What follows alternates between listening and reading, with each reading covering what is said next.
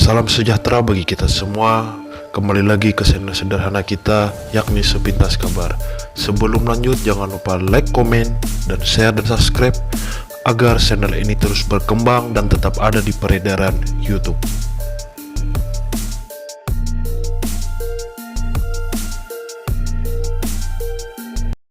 Pada medium abad ke-19, pecahlah Perang Banjar yang terkenal.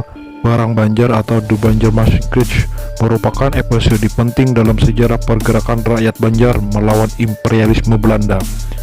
Rakyat Banjar yang dimasukkan di sini adalah sebagian besar bubuhan raja-raja Banjar, golongan bangsawan, golongan ulama, golongan tokoh masyarakat, dan para petani yang mendiami daerah kerajaan Banjar dan sekitarnya.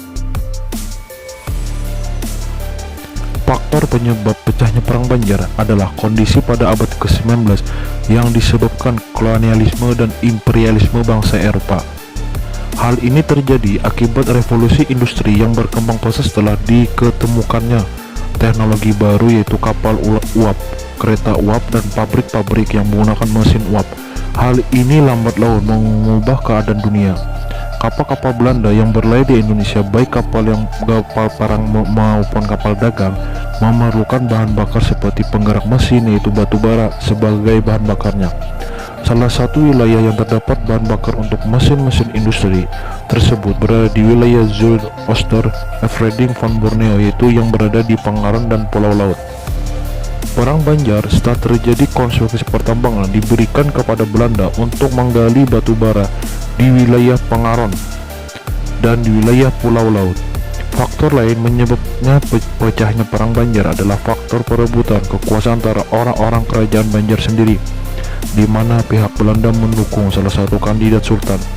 Jika sultan yang dibantu terpilih, maka pihak Belanda akan dibantu dalam perdagangan dan diberikan hak untuk berdagang istimewa di kerajaan Banjar. Pada tahun 1825, Sultan Adam menjadi sultan di kerajaan Banjar. Kerajaan Banjar menjalankan sistem pemerintahan Dicarsy. Setelah jabatan sultan, terdapat putra mahkota yang diangkat sebagai sultan muda. Selain jabatan Mangkubumi, karena itulah putra mahkota Abdurrahman diangkat sebagai sultan muda. Pengangkatan ini bertujuan memperkuat kedudukan putra mahkota baik dalam pemerintahan maupun keuangan. Apabila sultan meninggal, tidak ada lagi yang dapat menjatuhkan kedudukan putra mahkota.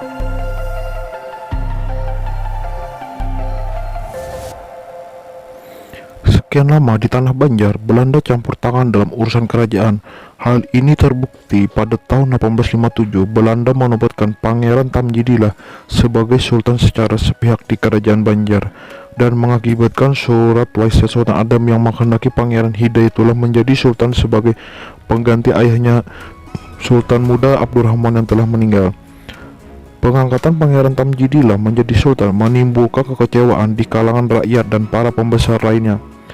Kebencian rakyat terhadap Sultan Tamjidillah dan pemerintah Belanda sangatlah besar, yang pada klimaksnya menimbulkan beberapa perlawanan rakyat, antara lain pemberontakan yang dipimpin oleh Jalil di daerah Banua Lima seperti Negara, Alabiu, Sungai Besar, Amuntai, dan Kalua. Perlawanan lain yang bersifat lokal ini misalnya perlawanan dipimpin oleh Panembahan Aling dari Muning dan Sultan Kuning yang berangkat ke Matapura untuk menurunkan secara paksa kedudukan Pangeran Tamjidillah dan menaikkan Pangeran Hidayatullah sebagai Sultan Banjar yang baru.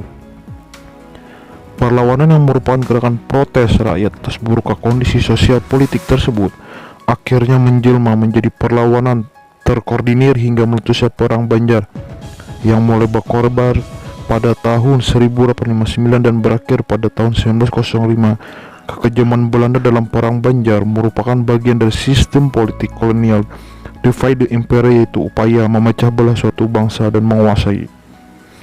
Dalam membangkitkan semangat berjuang menghadapi Belanda, pengaruh golongan ulama begitu besar. Para ulama dan tokoh-tokoh berjuang lainnya berjuang keras melawan Belanda. Menghadapi Belanda sama artinya berjihad di jalan Allah. Seluruh rakyat sangat patuh kepada petuah kaum ulama bahwa perang menghadapi Belanda adalah perang suci. Salah satu tokoh ulama yang bangkit bergerak berjuang melawan Belanda adalah Penghulu Rasid. Penghulu Rasid merupakan yang dilahirkan dari kampung Telaga Itar, Kecamatan Kelua. Ayahnya bernama Mali, penduduk kampung Telaga Itar. Sebagai seorang pemimpin agama, penghulu Rasid tergerak hatinya untuk patriotisme membela agama dan tanah Banjar yang dijajah Belanda.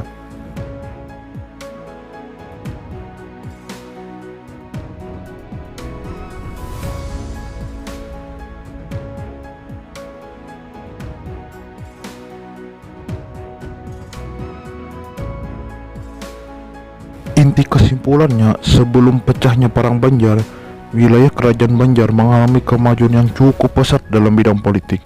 Kehidupan masyarakat Banjar baik dari segi ekonomi, sosial, dan keagamaan juga dalam keadaan aman dan tentram. Rakyat merasa berkecukupan dalam memenuhi kebutuhan hidup mereka. Hasil bumi yang berada di tanah Banjar dimanfaatkan masyarakat untuk memenuhi kebutuhan pokok mereka. Salah satunya, gerakan Bratip Amal merupakan suatu gerakan yang menginginkan Belanda meninggalkan tanah Banjar karena sudah merusak nilai-nilai tatanan masyarakat yang ada di Kerajaan Banjar. Gerakan ini dipimpin oleh penghulu Rasid di daerah Banwalawas yang berusaha untuk mempertahankan agama Islam di Kerajaan Banjar yang sudah menjadi agama mayoritas masyarakat Banjar. Ketika Belanda sudah memulai strateginya untuk melakukan kristenisasi di tanah Banjar, maka gerakan dimulai perlawanan mengikuti para perang pejuang Banjar lainnya.